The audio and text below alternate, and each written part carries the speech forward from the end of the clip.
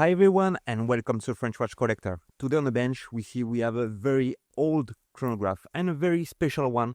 We see a bit what's a feature on this chronograph, what's different compared to a standard chronograph.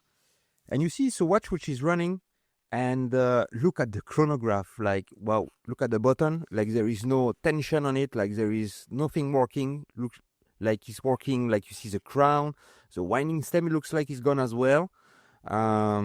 Yeah, I don't know why this watch is working. How is it possible that it work without a crown? Because it's a manual watch and it need to be wind obviously to be able to work. We see the case as well, which is not in bad condition, and you see with like a fixed bar in between the lugs there. What I'm gonna do, I'm not gonna do a service like I'm gonna do a full service on a watch obviously, but I'm not gonna do a full restoration on the case. I just want to keep the age, let's say, of the watch. And look at the chronograph.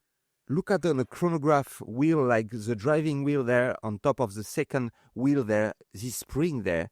Wow, that's very different, and I will explain you why. It's an extra complication on this watch, which is called rattrapante, which is a chronograph you will see. I will tell you a bit more about it, but which is a very nice combination between a chronograph and with an extra, let's say, a complication, which is called the rattrapante on this watch. We're gonna see how it works on this watch, but you see like the kind of hairspring there, which is from this rattrapante, is in very bad condition. Look, it's missing a part there. Where is the column wheel from the chronograph? I see the screw, which is strange. So somebody remove the screw, take out like the column wheel and put back the screw, but not without the column wheel there. Okay, so I need to find a part, and I will explain you a bit more as well about this caliber, which is a very special caliber, a Valjoux 84, which is very rare, I think. Like, it's not that many watch. You will see online, obviously, the Valjoux 23, sorry. You can find a lot of this watch, but this one is very unique. And why I love this watch, look at it now. I'm just opening the front of the watch just to remove, and obviously this type of watch you need to come out from the case from the front, and look at the dial on this watch. You will see, like, I found this dial beautiful, and the condition of the dial as well. You see, I'm just removing, you see the crystal there and the bezel. And look at the dial condition is unbelievable. This watch is a watch which is probably, I would say, early 40s or mid 40s, I would say. So it's a very old watch, and I think this dial obviously is original. It's not been repainted or redone, and it's in fantastic condition. I look like for this watch. So yeah, now I'm just gonna remove. It's always complicated on this chronograph because you have the pushers and you need to push the caliber and the dial from, like I say, it's coming out from the front of the watch, not the back. Just removing, you see there now the pusher, and I should be able now to push this caliber out of the case.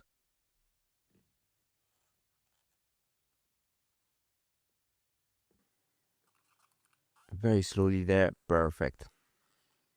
And you see, like, yeah, I fell in love with this dial actually on this watch. I'm not gonna do anything on this dial. I would just leave it as it is. I just want to keep it as original on this watch, but obviously we saw like there is a lot of issues on the caliber. I'm just gonna remove, the hand there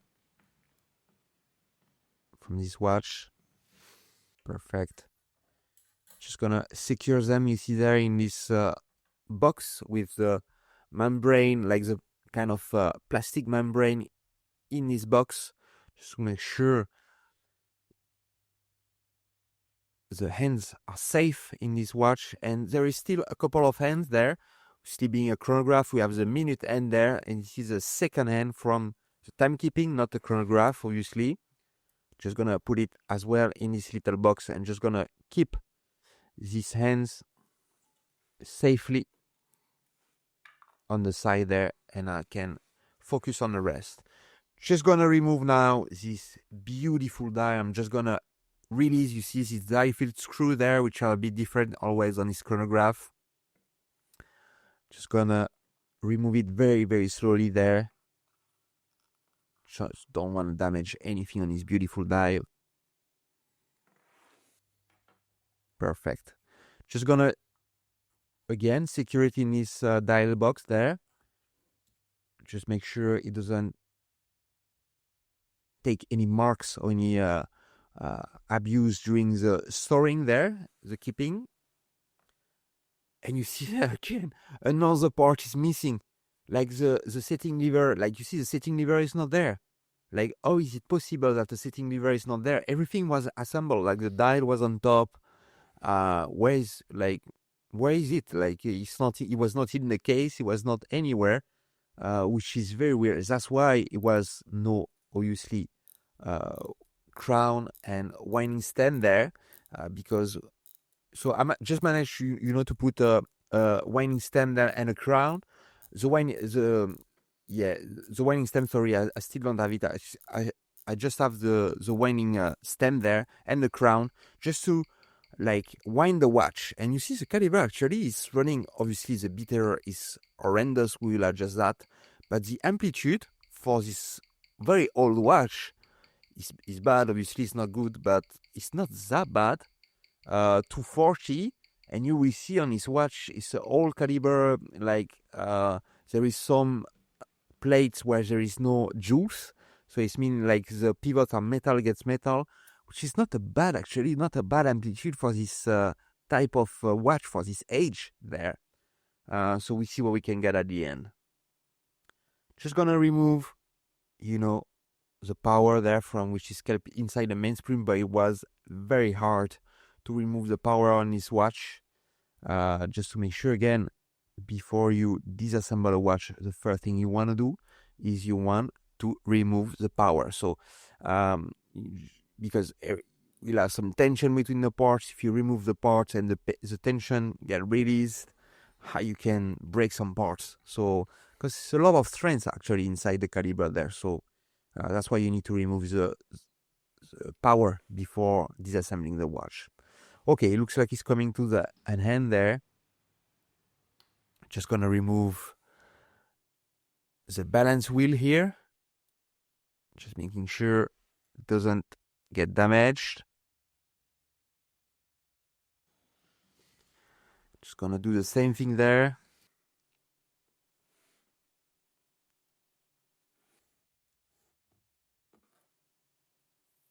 You see, it was still a tiny bit of power, not a lot, but tiny bit.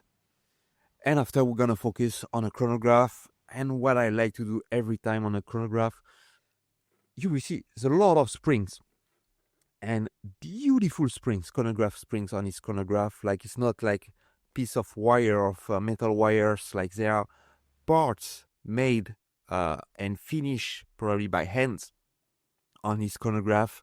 And that's why I want to remove all, again, like I did on a caliber there, just gonna remove all the power from the parts in the chronograph. So I'm just gonna remove each single spring there.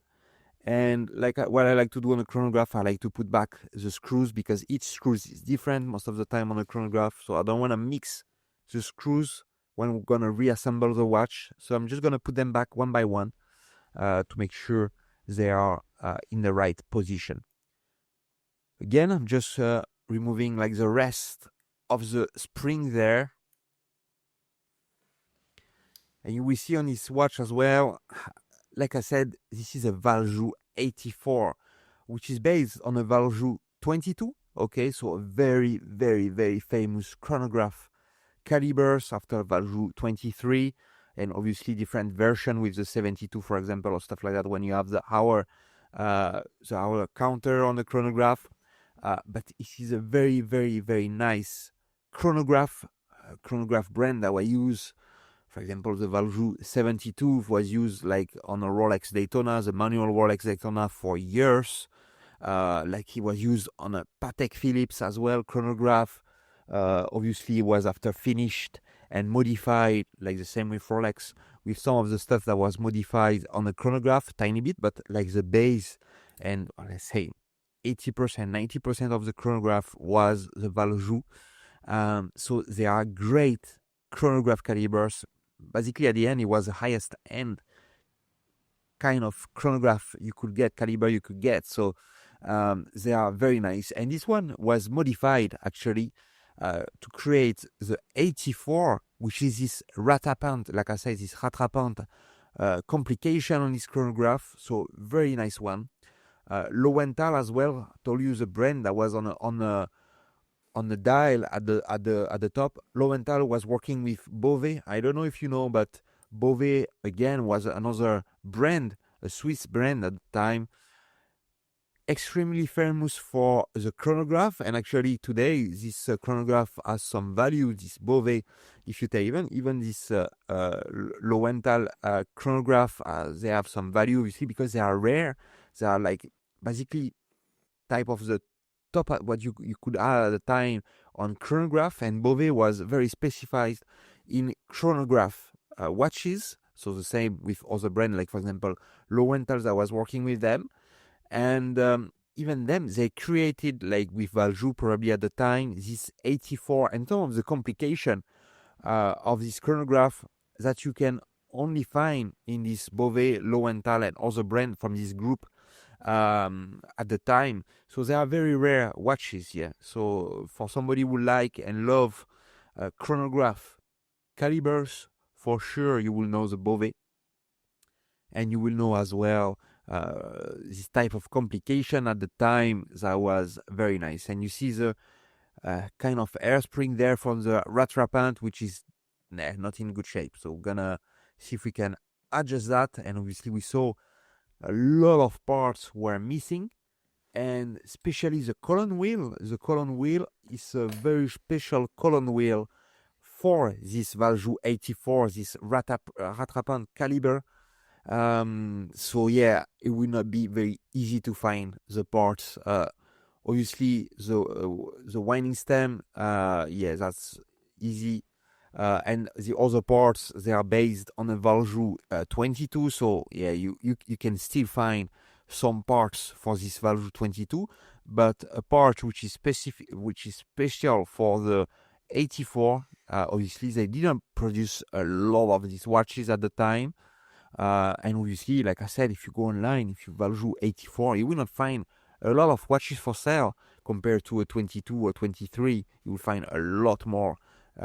So yeah, they are very rare, very rare watches.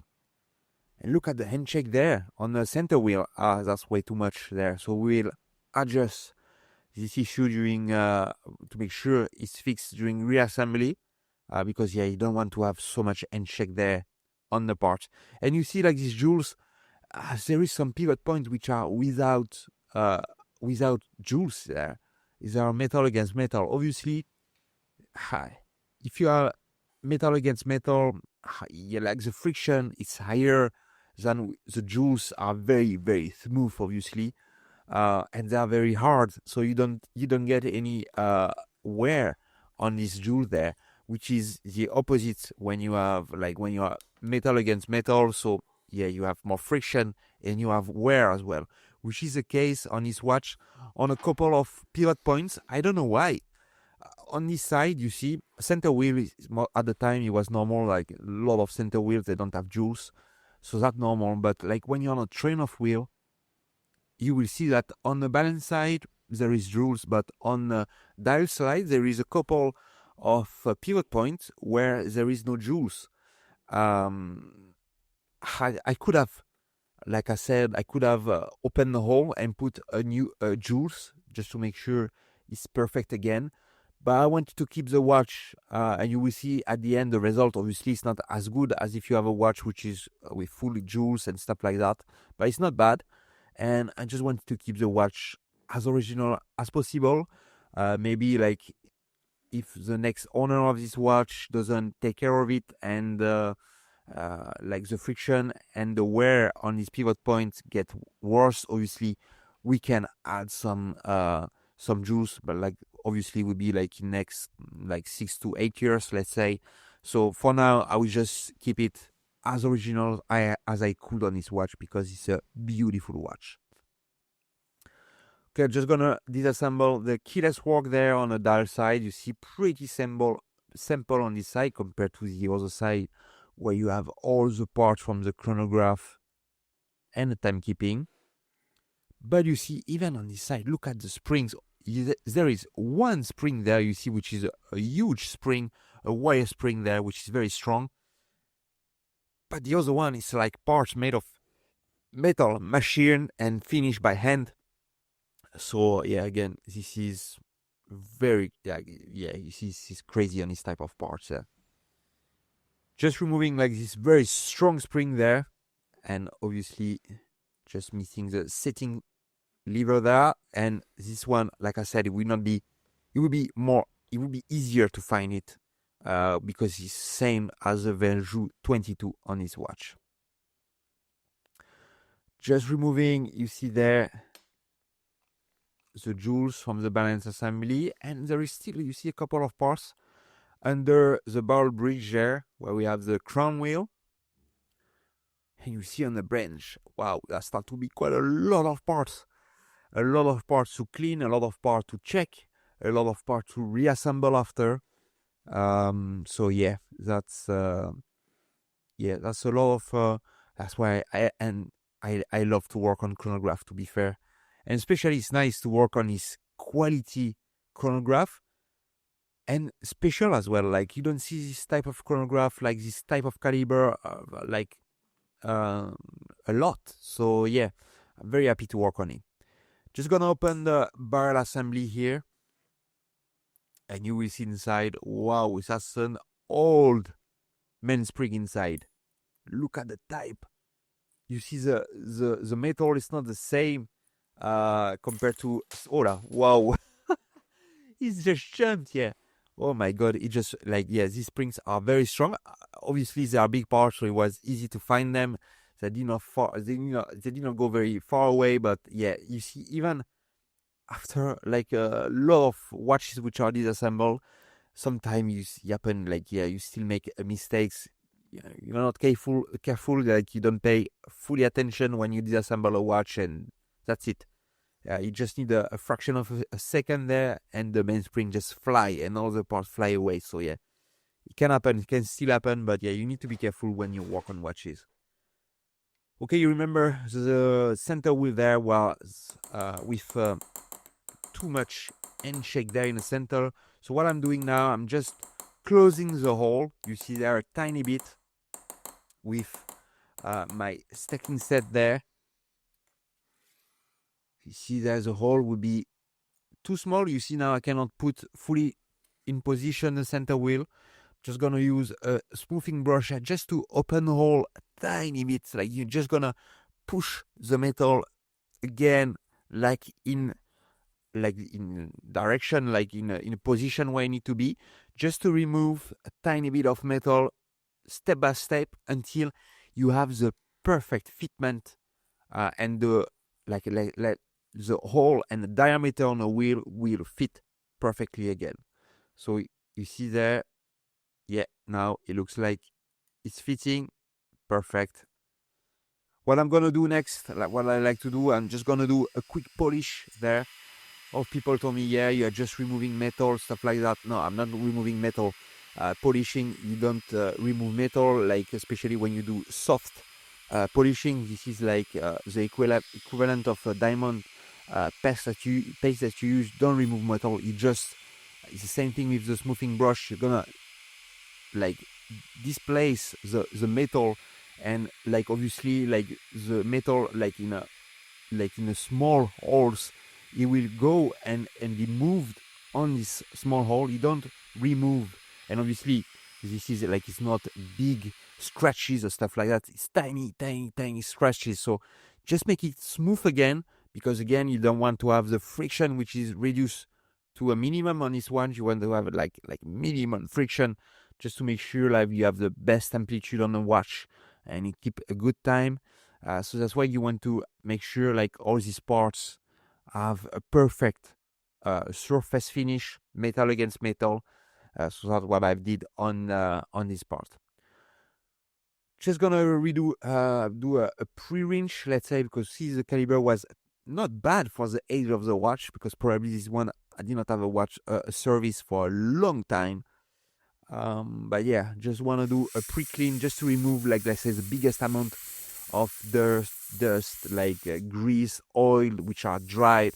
So yeah, and obviously after that we put all the parts in a cleaning machine just to make sure after that it's perfectly clean. Just gonna put back the balance assembly on the main plate, sorry, like we do every time, just to make sure it doesn't get damaged, especially the hairspring, which is very thin. It doesn't get damaged during cleaning there. Always tricky to realign. You see the balance start there, because you don't wanna scratch the balance stuff if it's not aligned properly, because when I put a screw, like it will damage, it will bend. So you just want to make sure everything is aligned with the balance stuff there.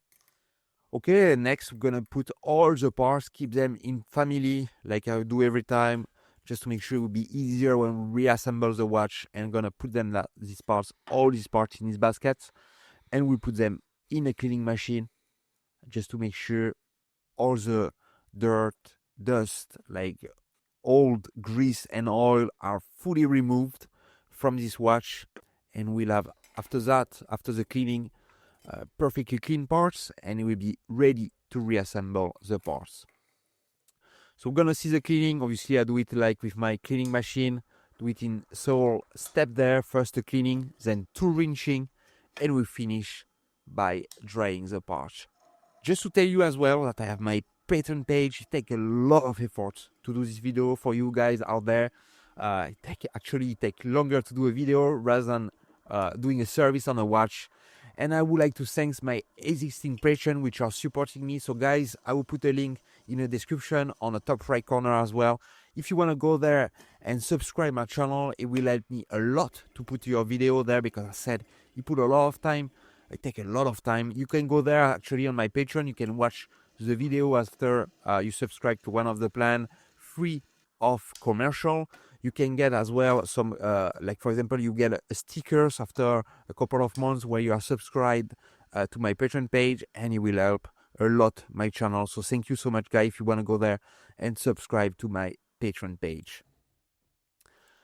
Okay, so now what I've during the cleaning, while the watch is cleaning, I didn't want to put the chronograph wheel with the kind of hairspring on top inside the watch, because I don't want to have the risk of damaging this hairspring. So what I will do, I'm just going to use some one dip there, and I'm just going to do a manual, let's say a manual cleaning on this part, because I don't want, like I said, I don't want to damage this hairspring furthermore than what it is already.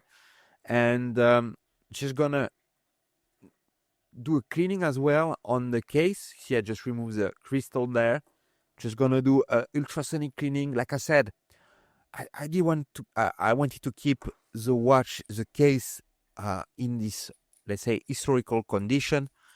I could have brand new again. Like obviously, the case back is metal, so that will be easy. The case itself is chrome, like you have a treatment on top of it, so you can redo the treatment as well. But obviously, it will take a lot of time, a lot of effort.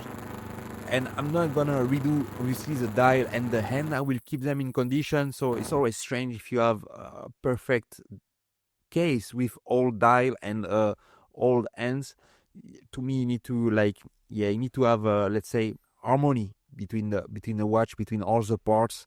So that's why I prefer the case is not in very bad condition. So I prefer to keep it in this condition. What I change, which is one of the only parts that I change on this watch, is I put a brand new mainspring on this watch. Mainspring was very, very difficult to reassemble. You see, to assemble like there's a ball arbor on this mainspring there. So like that we put, because we saw it was very old mainspring. Obviously, they have time. This old mainspring, they are quite brittle. They can break very easily. So same, I don't want to have this watch done and after a couple of months this mainspring break. So that's why I just prefer to put a brand new one in it. For sure, it will last for decades with this mainspring, and yeah, that's why I just wanted to be sure and secure on his mainspring there. Just gonna close it now.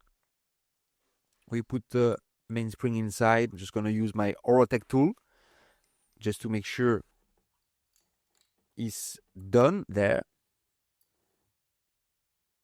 Just gonna check, like do every time the end shake. Just gonna put some lubrication there, some oil on the ball. You see there's the pivot points which are metal against metal there. You remember as well, this is a balance assembly which doesn't have shock setting. So if you wanna finish to clean, because it was already clean during when we put it inside the cleaning machine, but if it's not cleaned perfectly after the cleaning, and if you want specially to lubricate this jewel there on the non-shock-proof jewel there on this balance assembly, you need to disassemble it. So you need to disassemble, you see the balance cock there, you need to remove these screws, and under that you will have access to the jewel of this watch. Like I said, first we check if it's clean. If it's not, we will clean it again manually, for example in a one dip like we did for the chronograph wheel. And if it is, we can again re-oil, and first we're gonna do epilon treatment on these parts, on these jewels. Just gonna do put them inside this bottle there, from especially done for epilam. Just gonna do epilam treatment on these parts. Again, the epilam will help to retain the oil I'm gonna put on the surface. The oil will not spread, so that's why I'm gonna put it. We're gonna do this epilam treatment on these parts. Now they have been disassembled, and after that, obviously, after the parts being dried up there from the epilam, which evaporate very quickly, so it's very easy to dry, very quick to dry. Here we go. Just gonna remove, you see, the epilam from the pivot point on the escape on both sides, and same on the pallet fork there. And again, I'm gonna reassemble now the balance assembly. You see there, putting the screws, because I'm gonna oil, you see, this jewel with my automatic oiler.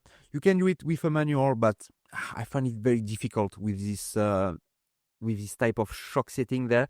You can put a drop of oil manually, and after you need to put the cock straight in the middle. You don't need to move it, and it's difficult because you need to you have this screw, so it's much easier, you see, to put it in position there and do it. You will see with the automatic oiler like that, you know the drop of oil is perfectly in the center, and that's it, it's done. You see there, right in the center, done. Gonna reassemble the rest of the balance assembly with the spoil, with the rest, with the hairspring. Put it in position, make it tight with the screws.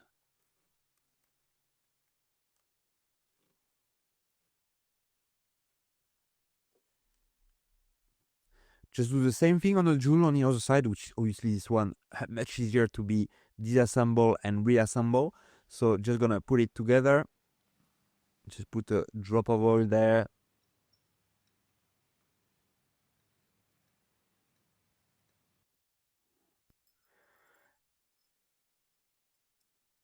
And again, I'm just gonna put, you see, this balance assembly back on top, because now we're gonna check if the balance assembly, now we have oil everything, clean everything.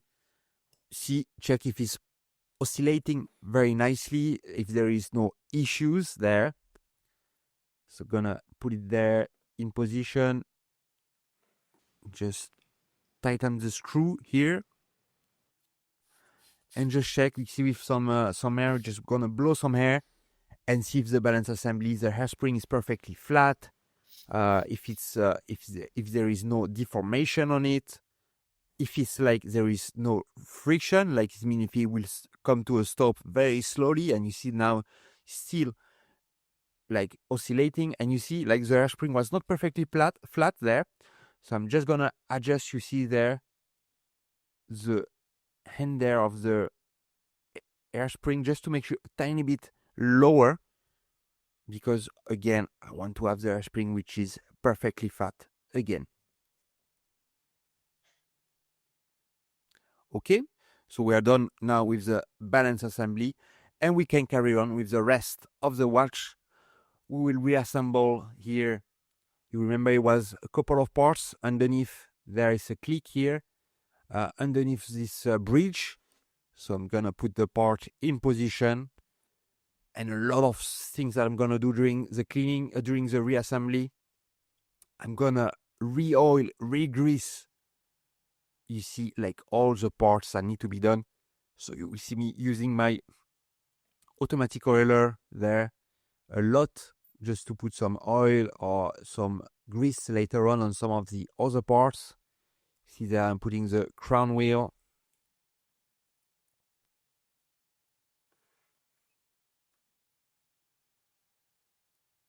Just gonna realign the hole there just to put these tiny screws in position. And basically what we do on this chronograph, what I like to do first on this type of chronograph is to reassemble, let's say, the timekeeping. So I'm gonna reassemble all the parts, for example, the bars, the train of wheel, obviously, like the balance assembly, to have the watch that work normally, like if it was a 3 hands or 2 hands watch that just keep time, that's it. And after that, we will reassemble the rest of the complication, which is a chronograph. But first, we need to make sure the watch which give time, the parts which are giving times, are working perfectly, and there is no issue, obviously, with these parts. So that's what I'm doing now. You see, just put the bar assembly there. Just put now, you see, the train of wheel. You see, like at the bottom there is no juice. It's metal against metal, like I said. Just gonna reassemble, you see, like the wheels. And now I'm gonna put the bridges back on top. You see there is a bridge there with 2 jewels which realign like the second wheel there and the escape wheel.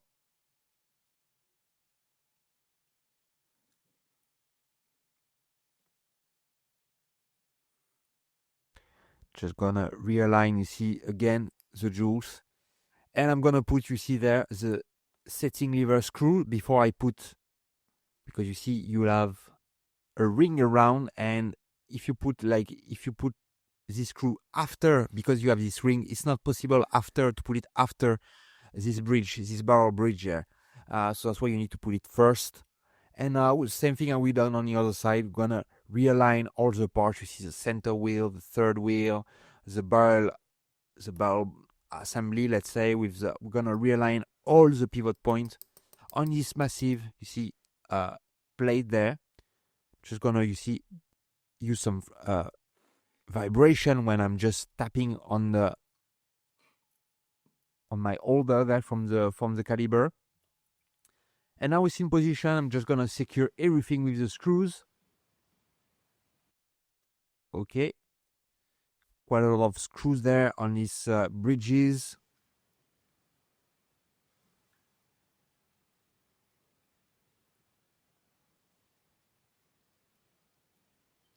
Okay, and now we're just gonna focus on the dial side. Just gonna reassemble the keyless work. So yeah, I'm gonna use, you see that, a lot of grease, because like these parts see a lot of friction between each other. So we use something which is a bit thicker than the oil I use, for example, with my automatic oiler. So you see me using a lot of oil there.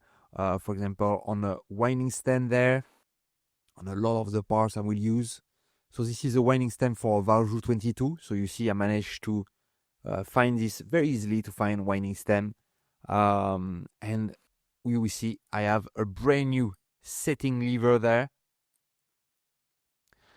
for Valjoux 22 as well. That was, yeah, not difficult to find. these parts, so manage to put it in position. You see this one, you have a screw, so from the other side I'm just gonna screw. You remember the screw that need to be put before the ball bridge there, and that's it. Look at it, it's working perfectly, like it does this job. And we can now reassemble the rest of the parts. You see me oiling there the pivot point. I'm gonna put the wheels later on.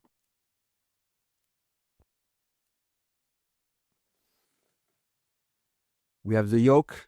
You see that will go through, straight through the center of the clutch there. And you see me, I'm aligning to a hole there, but you will see, just again, lubricate the pivot point there, you see, of the yoke. Just putting a screw there. But this screw doesn't go, like, it doesn't want to screw like in a hole. So yeah, something wrong. So I'm just need to check. That's why it's important as well, if you work on a watches, like especially a caliber that you don't know by heart.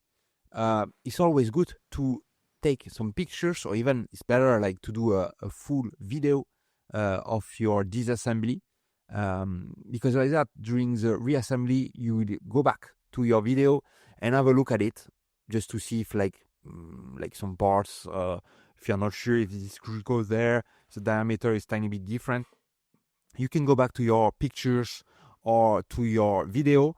And yeah, that's always something very handy to do when you work on a watch. And to be fair, even if you can record yourself every time you work on a watch, that's the best thing to do. So like that, even if you do mistakes, you can record it and see it, and go back to it if you need to. So yeah, to me it's very important to have a look to when you work on a watch, to record the steps that you are doing. Obviously, it's much easier with pictures, but obviously a video tell you a lot more stuff than a picture. So yeah, if it's possible to do a video, it's better, but already a picture, step by step, when you remove parts, it's always a nice thing to do when you work on your watch. Okay, just putting like the last couple of parts you see there from this side of the watch. Just putting the setting lever spring there on a keyless work. Just gonna arm, you see the spring there. There we go. And now I think we have more or less everything there on a keyless work. And let's see if it's working. Yes, we have the 2 position. Well, that's nice, because you remember it was not working with the missing parts. So that's always something, yeah, a nice, let's say, feeling when you work on a watch. When a watch, you are never sure, even if you know it's based on a Valjoux 22, you buy a part, will it work, will not work, you are never sure 100%. So it's always a nice feeling when you work on a watch and with broken or missing parts, and when you work again, or just a part of the watch that was broken, when you work again, for example, there in the keyless work. Yeah, it's a great feeling. And that's why I say, if you love watches, and you like a bit to tinker a bit about things, like for example, on your watch, you do some DIY and stuff like that. Working on your own watches, wow, is a fantastic feeling.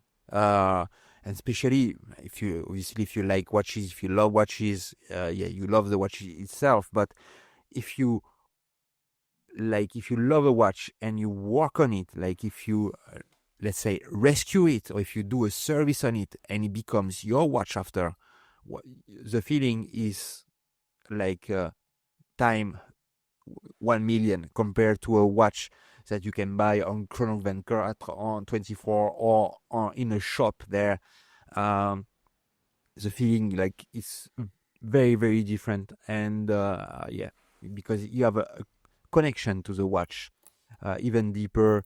Obviously, like when you buy a watch, sometimes, yeah, you have a memory or something, but there is a very, very different different bond to the watch after working on it. And you see there, look at it. I have the power coming to the padded fork there, which is very, very nice. Good. That's very nice news, let's say. And I'm just gonna put, obviously, the balance assembly. And there again, let's see if the watch want to start, if the balance will oscillate again. Yes, perfect. We see it's working. I'm just gonna secure it. You see there, I just need to lower it down with the screw and perfectly flat. So we see we have a watch which is working again. That's always a good news.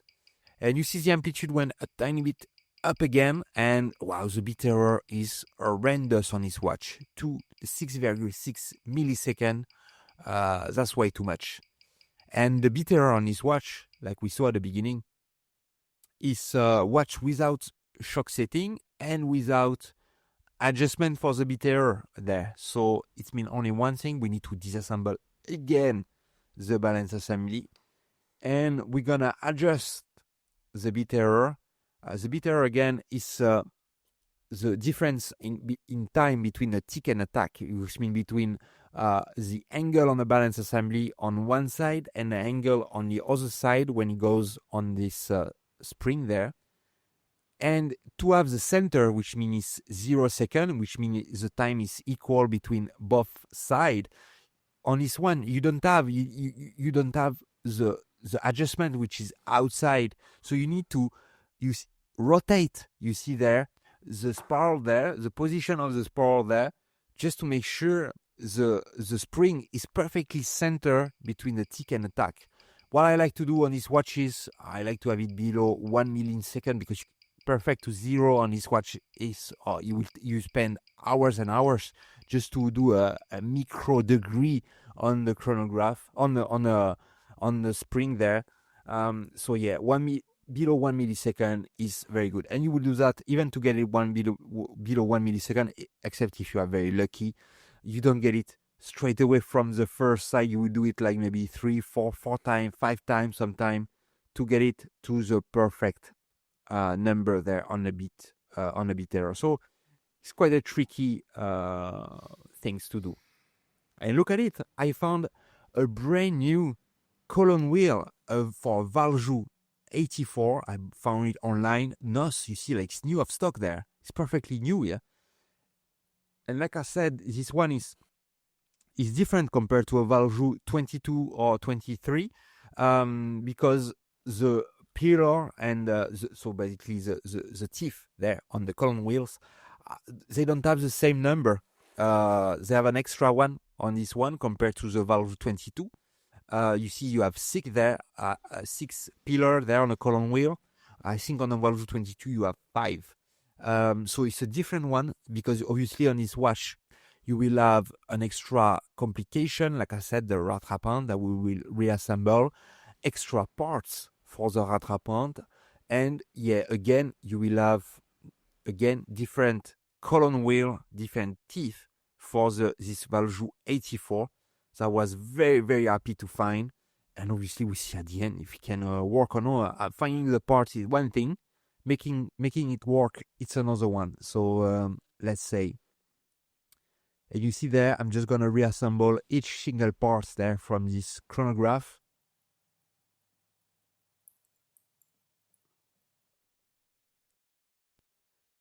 And you see I'm putting the spring, because in a chronograph, like I already explained, like in a chronograph, I find very nice. Obviously, you have 1 or 2 pusher on the outside of the watch to start, stop, and reset the chronograph. This watch actually is a mono pusher, because all you will see the start, the stop, and the resets are all in one pushers. They are not with the 2 pusher like most modern calibers, and at the time as well other chronograph. You will have 2 pushers, one to start, stop at the top, and most of the time at the bottom is a reset. Sometime on other calibers it's tiny bit different, but yeah, you have 2 pushers to stop, and reset a watch. This one you can only do start, stop, and reset on 1 pusher, which is the top one. The second one, actually, the bottom one on this watch, is the rattrapante. You will see what a rattrapante is. But basically, if you don't have a rattrapante here, it's a mono pusher chronograph, this caliber. So that's why it's a bit different as well on the parts, and and the rest is working.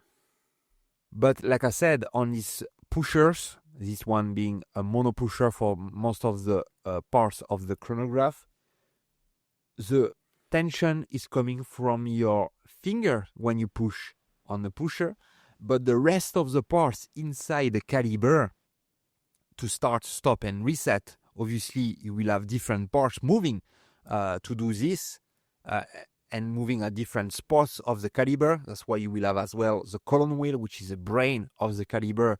You will see that we give the information to the different parts, different springs, to, let's say, the three function: start, stop, and reset there. That's why you have all these springs, to give some tension inside the movement, because you would do one movement with your finger, and all the rest of the parts to start, stop, and reset will move with these springs. That's why you need to have some tension between the parts. It's very, very nice. So you see there, for example, I'm just putting a spring there on the brake, which is the part that will stop the chronograph. That's why it's called the brake. It will come and do the brake on the wheels there to stop the second wheel, for example, and the minute from moving. There, I'm going to put some parts which are specially done for the rattrapante. You see, for example, this part that connect directly to the pusher is for the rattrapante there. So you will see, like I said, a couple of parts which are specific to this caliber, like for example the column wheel, like I said. But yeah, this there is like maybe, I don't remember, but 5 to 10 parts which are very specific to this caliber there. Need to again put some tension on this part there. So I'm going to put a spring here.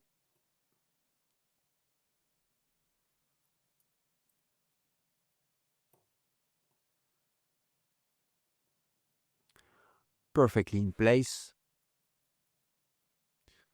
Just gonna put what's called there on these parts which I'm oiling there, the hammer, which is the parts that will reset the chronograph. And you see these parts, I'm gonna put actually the spring first there for these parts.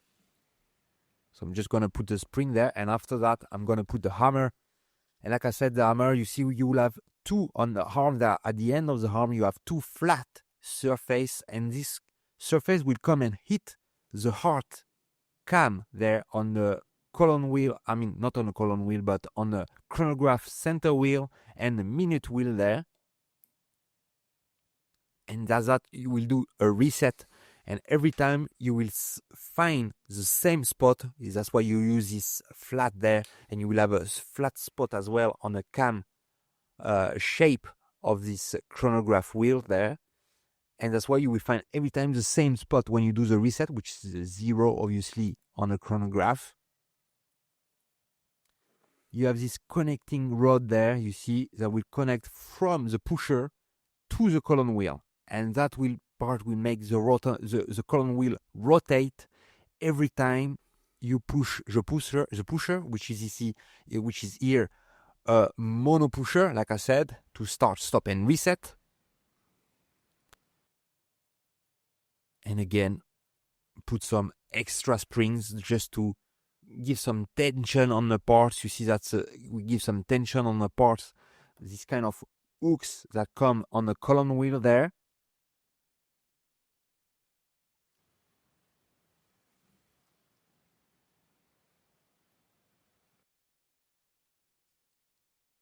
Just lubricate like the parts, just to make sure. Lubrication in the chronograph, just to make sure it works smoothly. And you see all the parts moving when you push on a pusher to start, stop, and reset. Yeah, it's working perfectly. Just gonna focus on the other side. Now we have the chronograph, part of the chronograph. And actually, I missed part of the reassembly, which was actually for the chronograph with this hairspring there. I spent a lot of time on a microscope reassembling this hairspring on the chronograph, and you will see there I reassemble, you see the clutch and all the parts, the rest of the part from the chronograph, and now I can put straight away inside the case there.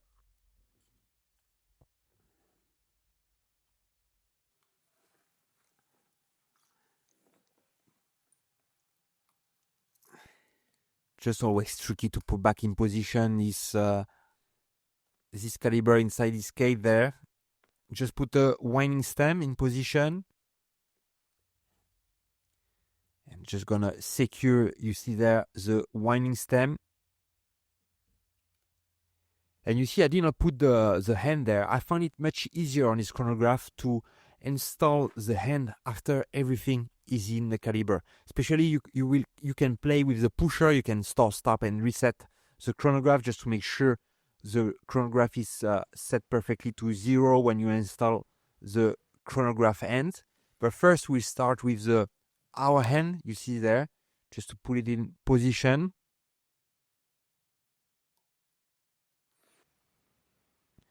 Just gonna press it, you see there, still some dust. I'm just gonna remove that with tiny bit of Rodico here.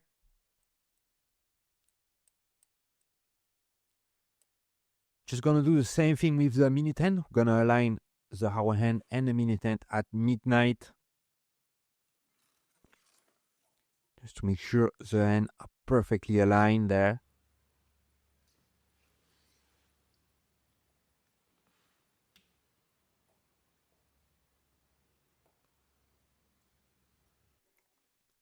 Okay, I'm just gonna realign.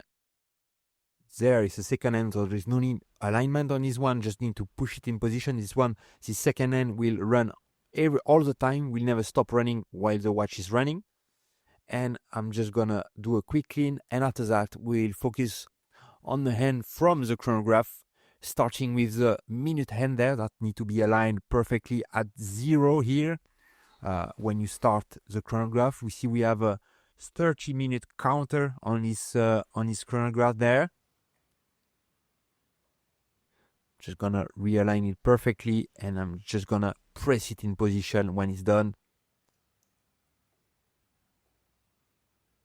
And we'll finish after that with the second hand from the chronograph, obviously. Just to tell you as well that I'm working with Maison Venus, which is my distributor for the tools and consumables that I'm using. So I'll put a link down below as well in the description. You can have a look there if you wanna buy some parts. They are great people, great product that they are selling. For example, working with Orotech, some of the parts and some of the tools that I'm using as well. If you want to put down below in a comment anything on the tools, anything on the video, anything, like, don't hesitate to put it down there in a comment. I would be very happy to answer to anything you put in a comment. Okay, I'm just put back all the hand there, and I just do a polish as well on a crystal. Just vacuum any dust there before I install. You see the crystal there and the bezel on the watch, just to make sure we don't trap any dust there on the parts.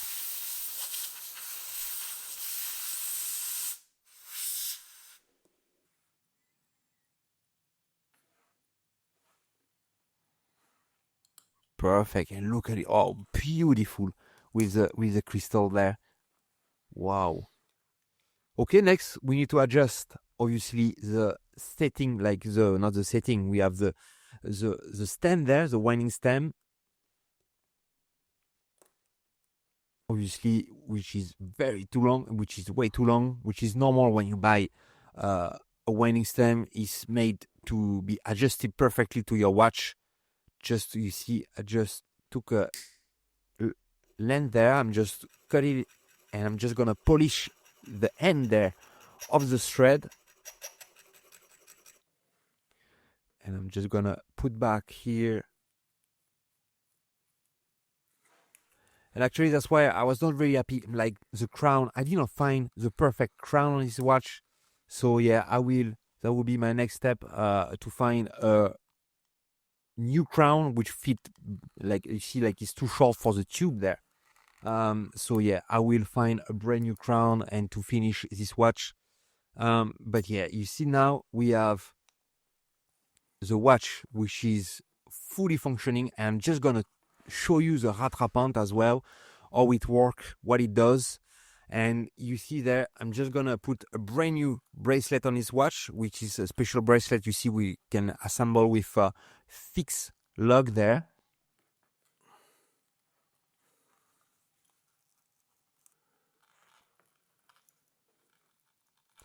And you see there, we have the start, stop, and reset. Everything is at the right, on one button, like I said, start, like I said, stop. Like, and you see there, I'm pushing the rattrapante button on the bottom, and you see there, it stop, and we start again as soon as I release. And that's why I will explain the rattrapante, what is it for. Just to tell you as well that I have my own website, and I have a couple of stuff on my website. I will put a link down below and on the top right corner as well for my website. There is some watches which are for sale, and actually this one, when it will be fully finished, it will be for sale on my website. I have as well, if you want to contact me to do a service, a restoration on your watch, don't hesitate to contact me on my website. I will be very happy to work on your watch.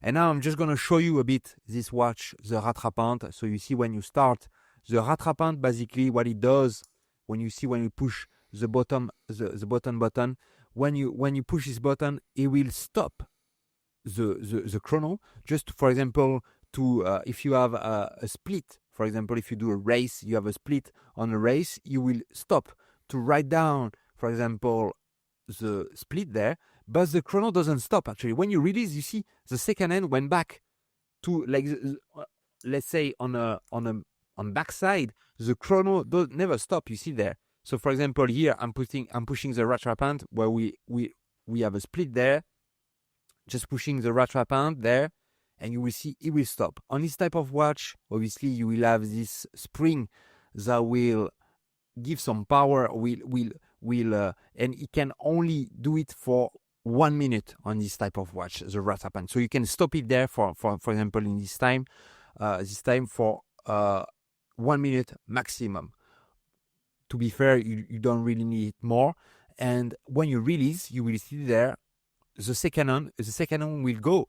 You see there, it will go obviously basically the chronograph never stop in the background. It's just you stop, like the position of the second hand of the chronograph for, like, let's say maximum 1 minute to write down a split. So that's why it was used a lot.